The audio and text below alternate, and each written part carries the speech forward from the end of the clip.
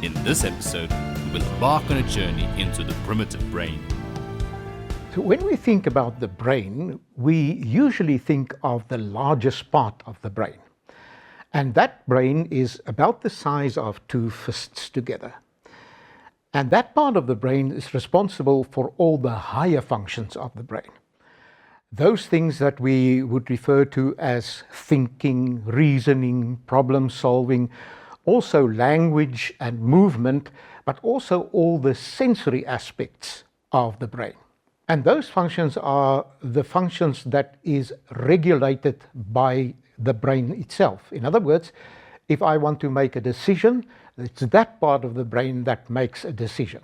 So it's voluntary from that point of view. That part of the brain is the brain that's also the learning part of the brain. And since that is the case, it is also the part of the brain that actually concentrates on the volition. In other words, the volition is situated in that part of the brain.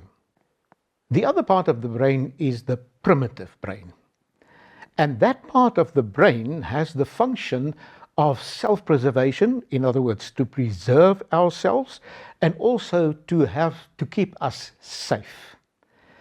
And that's a very interesting part of the brain. And that part of the brain basically never stops functioning. And it functions on its own, and therefore it regulates all the regulatory aspects of the human being. In other words, things like breathing, things like the heartbeat, etc. And basically, that part of the brain is always in control.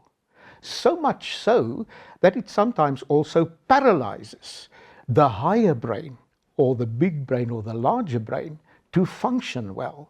It wants to keep everything at its status quo, in other words, keeping functioning at the status that it is. And for that functioning to really happen, that part of the brain creates three things. Number one, it creates a freezing if there is change at hand, or a fight, or a flight action. And it's also very closely related to another part of the brain that actually controls our emotions. And if something, therefore, seems to be unsafe to us, fear steps in, and that brain creates the emotion of fear. And therefore, we don't easily change. The brain keeps us safe, but it's also that part of the brain that prevents us from higher learning and from learning well, and keeps us in the mode where we are. The primitive brain will just confirm the safeness and keep the human being in the state that it is. And to look at the very interesting thing of the primitive brain, also called the reptilian brain, let's look at what Vivian discovered when she went to a snake park.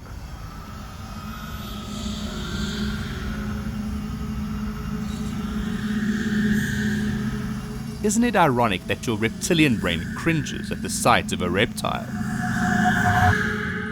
So today I'm teaching you about the primitive brain. It's the lower brain. It is also called the reptilian brain. And I've got a very special guest with me. His name is Nick Evans. Hi. Thank you. So you're making a living out of these little creatures and catching these creatures. So are you scared of snakes? If I'm walking and I see a snake, no. Sometimes when rescuing them, the situation can be dangerous. Yeah. Being up in a roof with a black mamba, or being up in a tree with a mamba, those situations can be scary because you can fall. Just move, stay back. Wait, can you see the head? Just watch from there.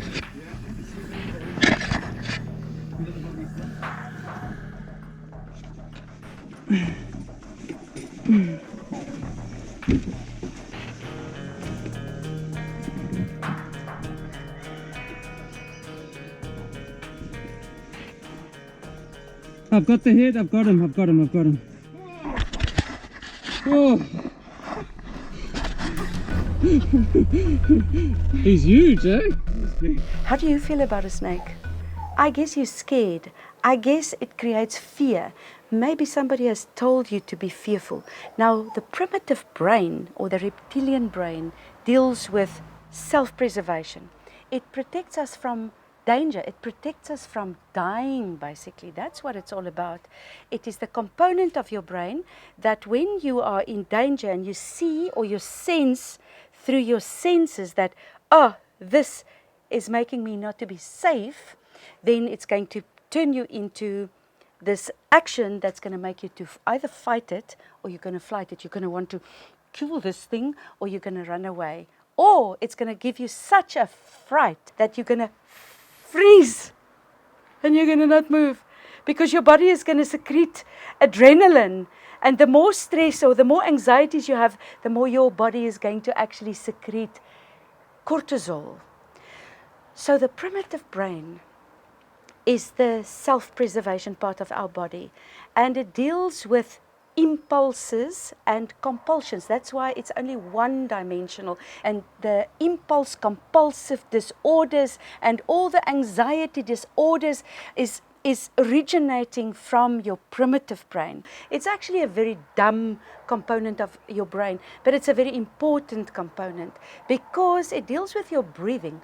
So the first thing you must know that when you get a fright, then you're going to stop breathing and your breathing is going to diminish, and then you must actually breathe. So I want you to breathe after me. A, inhale, to B, and exhale, and A, to be. So when you get a fright and your primitive brain, this lower part of your brain is activated, then you must know this component deals with breathing, and you've got to inhale and exhale a lot so that you can neutralize it again. You can actually get it back to its status quo, its natural position. The second thing about the primitive brain, it deals with heat regulation. So you'll find when you're scared or when you're embarrassed or you're shy or you get a fright, then your heat in your body is actually getting affected. You'll get flushes on your skin and body. You'll feel that there's a change in the heat. So that is what the primitive brain does. It's got other functions as well, but it deals with self-preservation. So what does it look like when someone's functioning in their primitive brain? And how does their anxiety infect others around them? What's going on here? The guests are going to be here in less than half an hour. Nothing's clean, nothing's tidy, the place is a mess. Don't blame us. You're the one who slept late this morning. It's because you never do what you're supposed to do. And John, you're sitting playing on your phone. Weren't you supposed to mop and tidy the chairs, clean the chairs? And then you're even too useless to speak to me. What's going on with you guys? What's wrong with you? No, what's wrong with you? What's wrong with you?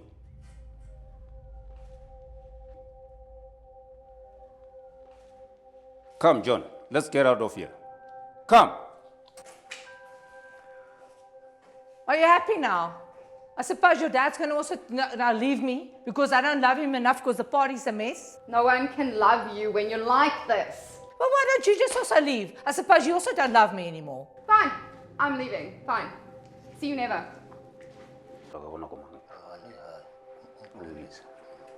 Bye. Bye. These white people, they always make such a big deal out of nothing. Yes, they battle us because of we are black. Let's go to the bar. What's going on here? The mom is stressed out. Can you see? She didn't sleep in the night. She was thinking, what if I don't pull it off? Then I'm not going to be okay. The mother's anxiety is now transferring into the whole space, the whole environment. The daughter is now taking up the anxiety, and she's now going into a defensive mode. Don't blame us. You're the one who slept late this morning. It's because you never do what you're supposed to do. The mother is now getting worse in her anxiety. She's now becoming personal. The daughter's anxiety is now transferring back to her, and now it's an exacerbated version of anxiety, and now she's becoming personal. That's not nice. And then you give it to useless to speak to me. What's going on with you guys? John is now going into freeze mode. He's having such high anxiety that he cannot respond at all. He's non-responsive. He's in freeze mode. And then you even too useless to speak to me. What's wrong with you? Yeah, the mother is now breaking him down as well. She's telling him he's not okay. In other words, she's breaking his sense of self, his self-esteem. That is what she's breaking down. John is getting a headache. His biological functions are now affected by the anxiety of the mother. Now the daughter's bad attitude is coming out. She's developing a bigger bad attitude hardwire in her brain. Can you see how she rolled her eyes? Let's look at Abram.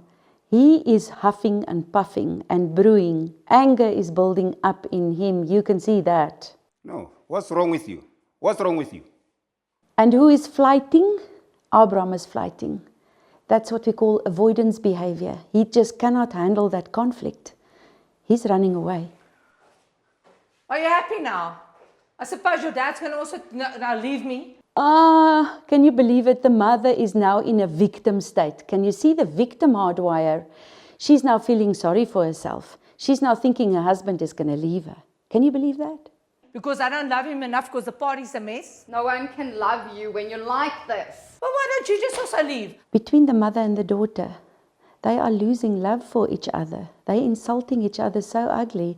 They are losing love for each other. See you never. The situation is now getting out of hand because Abram is now misinterpreting the threat as racism. These white people, they always make such a big deal out of nothing. In the meantime, it is only anxiety of the mother because of the party, but he's now putting it into a box and framing it as racism. Such a big deal out of The mother's anxiety is igniting addictive patterns in others. Let's go to the bar and drink. Can you see that anxiety creates damage in its wake? It creates a multiplier effect. You don't even know where it's going to end when one human starts with that anxiety response and how it just permeates and grows and disempowers human beings. We may not always realize how the anxieties that lie within our primitive brain can cause a snowball effect, triggering the primitive brain in others. If you hold there and people are stressed like that, they're actually holding onto their lower brain and onto their primitive brain. So that component is your one-dimensional intelligence.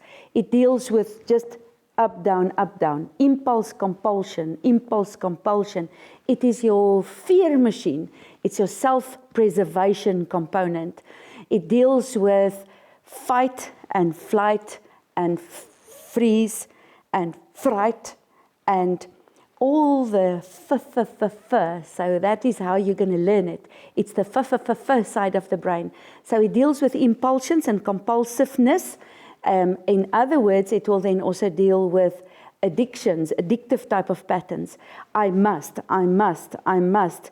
need satisfaction. It is your carnal self. It deals with food. So anything that you take in by your mouth, like cigarettes and drink and that need for something. I have to have that addictive patterns of stuff. Also any addictive pattern like, let's say, gambling, or let's say pornography or social media. I have to check that next Facebook call. What is this? What is it? And it's usually nonsense, but you can't help yourself. I must. That's what that part of the brain does. But so it is not very intelligent. It is actually just your self-preservation mechanism. But it's your self-preservation. In other words, it's your ego. Freud was talking about the id.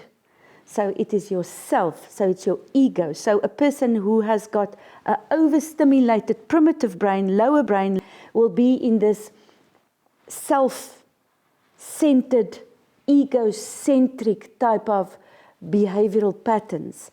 And we call it nowadays narcissism. It's got to do with myself, what I can get, me, myself, and I. What can you give me? Why didn't you give me? Why didn't you recognize me? So all of those type of patterns is derived from that lower brain.